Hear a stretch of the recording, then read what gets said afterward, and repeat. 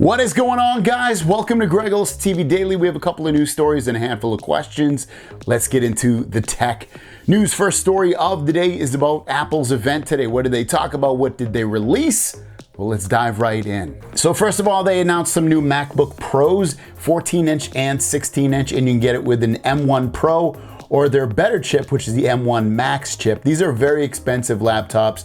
They're gonna be like over 2,000 bucks, 3,000 bucks, very, very expensive. Now the M1 Pro and M1 Max, they're gonna be 10 core CPUs, and then with the Pro, you can get up to 16 cores GPU performance, and with the M1 Max, you get 32 core GPU performance, and then just really low power consumption, and then really powerful chips overall, and very pricey, expensive tags on there. And just like we've seen from the rumors, this does have a notch, just like an iPhone does, except that there's no Face ID in there. It just houses the camera. The camera is upgraded to 1080p finally, which is nice to see, but it does have a notch, which does make it iconic, I'll give it that, but it also makes it a little bit weird looking. They also announced new AirPods. This is the newest generation. These are $179.99. You can see they get an all new design with spatial audio, adaptive EQ, longer battery life up to 30 hours, and sweat and water resistance. Lastly, they announced new colors for the HomePod Mini. They used to only have black and white. Now they have blue, orange, and yellow. I really like that blue. It's a great looking color. And you can order these products right now. Next up is about the Pixel 6 and 6 Pro. Be prepared for a crazy, crazy price, like extremely low price for these phones that are really gonna put the heat on Samsung and Apple, especially here in America, because we don't have a lot of flagship Android phones to be purchased. It's really, at this time of buying a phone, it's really, I mean, there is a smaller market, but generally, you know, if you just want to go to Best Buy or Walmart or Target or something to get a flagship phone, it's really only Samsung and Apple. But now you can add Google to that too. Check out these prices. This comes from, I believe, a worker there or just somebody going there. And ultimately, he tweeted it out.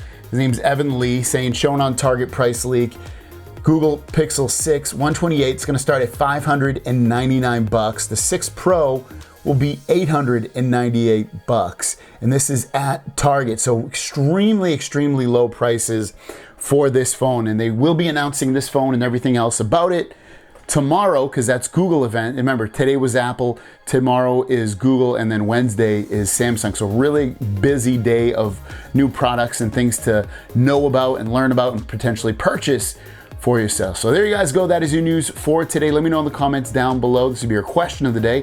What do you think about the prices for the Pixel 6 and 6 Pro? You think it's competitive? You think it's not low enough? Let me know. I think it's a fantastic price for the 6 at $599. It looks like that's going to be the one they probably think is going to sell the absolute most. And then the 6 Pro competing heavily against the other flagship phones from Samsung and Apple. I think it's a great, great thing. With that said, guys, let's get into the Q&A portion of the video and drop that beat.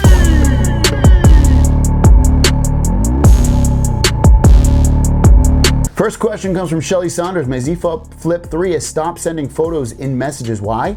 And how can I fix this? Please help. So I use the Android Messages app, so you can switch over to that if you wanted to, which I actually think it's a better app, just because of the fact that it's made by Google. It works well. I've never had an issue with it. It has the RMS. Is that RMC? RCM? You know what I'm talking about, where your messages turn blue and you can, it's almost like the iMessage of Android has that built into it. But what I wanted to say is, if you're having issues, the best thing to do is to go into that app. Let me find my Messages app real quick on here. There we go. So I would press and hold it, hit the I in the top right, go to the very bottom here and look for storage, and then hit clear data. That shouldn't delete your text message, should just kind of set that app back to factory settings, and then go back into the app, actually, you know, go in there, back again, try to send a picture. It should work. If it still doesn't work, it might be something to do with your carrier, or try the Android Messages app to see if that fixes it. New York's Finest says, I know I asked this question before, but I'm still unclear about something. It's about Samsung unlocked phone versus T-Mobile. I bought an unlocked phone a while ago that had a Verizon logo on it, so it didn't have all the T-Mobile bands, and my phone service was horrible. I ended up selling it and bought a T-Mobile phone, and it worked perfectly. Will I have the same problem if I bought a Samsung unlocked phone? Will Samsung's unlocked phone push out updates faster than T-Mobile? So if you buy a straight up unlocked phone, I don't mean like it was Verizon one time and now it's unlocked from their service. Like just a straight up unlocked phone, especially now the new Samsung phones, they should work completely fine with all of the carriers in terms of having access to the bands that are needed. Now, some of the features that might be missing are like when you go into the call app, you might not have video calling built into the call app. Not the end of the world, you can use Duo or some other app. It might not have digital calling, but it should, because I know T-Mobile does offer that on unlocked phones. But beyond that, bandwidth-wise, yeah, you should get it. And then update-wise, it just depends. Sometimes the unlocked phones get it before the T-Mobile versions, sometimes they don't. But ultimately, the unlocked phones won't have any crapware on it. They're not gonna have any of the T-Mobile apps, not gonna have any of the T-Mobile branding on it. So that's really one of the main reasons you'd wanna get an unlocked phone.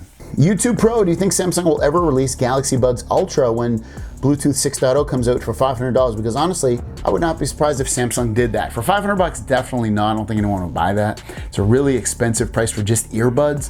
Now, if we're talking headphones, maybe, but I still don't think they would price them that high. So I don't think we'll see a price that high, but in terms of like Galaxy Buds Ultras, maybe.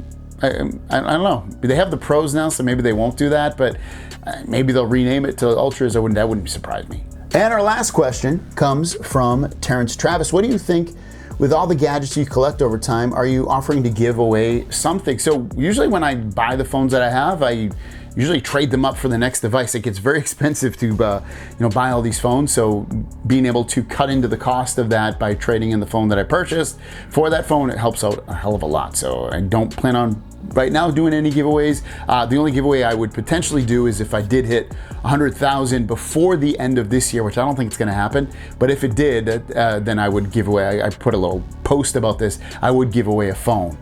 But there you go. Thanks for watching, guys. If you have a question, leave it in the comments down below with the word question. I'll answer it in tomorrow's video, and we'll see you down the road. Peace.